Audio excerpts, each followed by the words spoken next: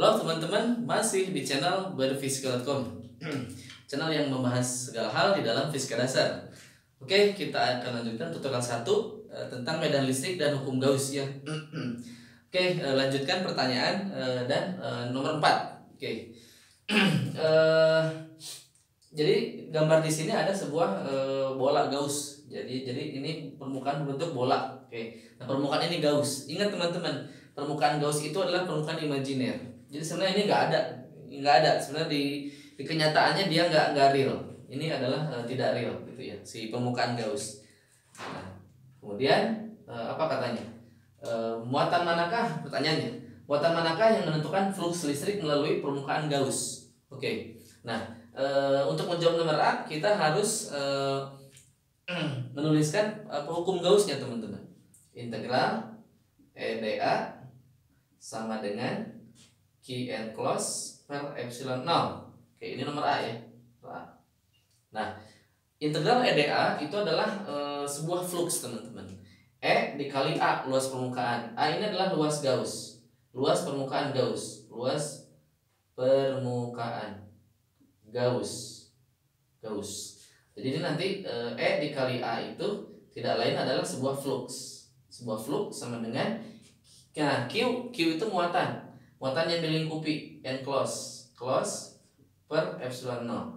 Nah, berarti kalau kita ingin meninjau flux listrik yang melalui permukaan Gauss, nah berarti permukaan Gaussnya ini, permukaan Gaussnya adalah bola. Nah, berarti muatan yang dilingkupinya adalah yang ada di dalam bola, itu intinya. Oke, jadi ini bisa kita jawab nomor A. Muatan manakah yang menentukan? Berarti yang dilingkupi Gauss adalah Q1 dan Q2. Itu jawabannya. Berarti Q1 dan Q2. Cukup simpel teman-teman untuk menjawab pertanyaan nomor 4 ini. Oke. Selanjutnya nomor B. Muatan manakah yang menghasilkan medan listrik di titik P? Nah, di titik P coba lihat. Nah, titik P itu sebuah titik yang kita tinjau, ingin tahu medan listrik akibat 3 muatan. Nah, ingat teman-teman, kalau muatan itu di sekitarnya itu akan memberikan sebuah medan dari muatan itu, ya. Kalau misalkan muatannya positif, berarti dia keluar sifatnya, ya. Kalau muatannya positif, berarti medan listriknya keluar ke segala arah radial, gitu ya. Oke. Kalau dia muatannya negatif, berarti dia menuju muatan itu. Kalau muatannya negatif, berarti arah medan listriknya itu menuju menuju muatan itu.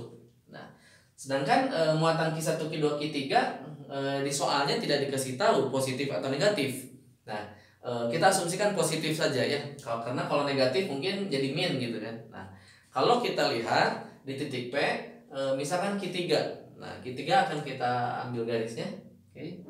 Nah, garis lurus. Nah, berarti muatan Q3 akan memberikan medan listrik ya ke arah P ya, sesuai dengan arah ini. Nah, ini adalah E3 teman-teman.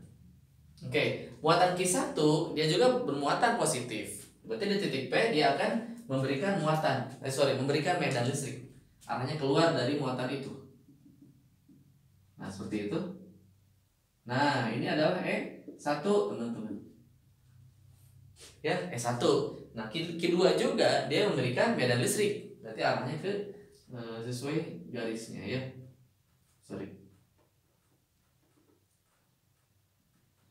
Nah, seperti itu. Ini adalah E2. Nah, seperti itu. Jadi ketiga muatan itu memberikan medan listrik di titik P, teman-teman. Jadi jawabannya apa? Muatan manakah yang menghasilkan medan listrik di titik P? Berarti muatan mana, teman-teman? Jawabannya adalah ketiga muatannya. Berarti Q1, Q2, dan Q3, teman-teman. Q3 akan memberikan medan listrik di titik P. Oke. Oke, teman-teman, itu saja yang dapat saya sampaikan. Bagi teman-teman ya, keuntungan join dengan Mese tidak hanya mendapatkan solusi tutorial-tutorial saja. Karena khusus fisika nih, kimia ada modulnya. Fisika saya buatkan tiap modul, per babnya tiap modul, dan banyak banget. Ya, sekitar 20-30 soal itu diambil dari Halliday, Sirway dan lain-lain, itu plus solusinya udah saya buatkan. ya. Jadi teman-teman keuntungan jadi member Mesce, soal tutorial ini mah sedikit.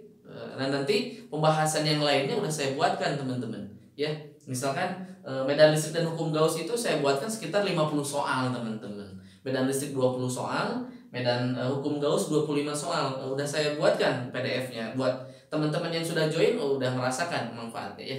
Sekitar 45 soal dalam 2 bab. Maksudnya dalam satu tutorial. Kalau ini hanya 15. Kalau itu 45 soal udah saya bahas full, dijelaskan. Oke. Nah, jadi kesempatan teman-teman untuk mempelajari soal-soal yang lebih gitu untuk persiapan UTS ataupun kuis itu sangat beragam sekali untuk mendapatkan variasi soalnya, karena udah saya bahas dengan berbagai variasi soal.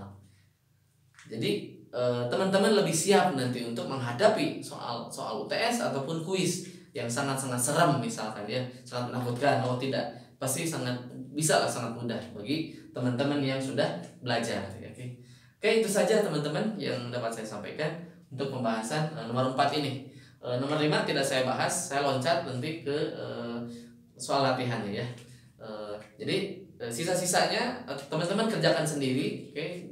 Kalau kebingungan silahkan join bersama Mesce. Oke. Sampai jumpa. Salam berfisika.com. Dadah.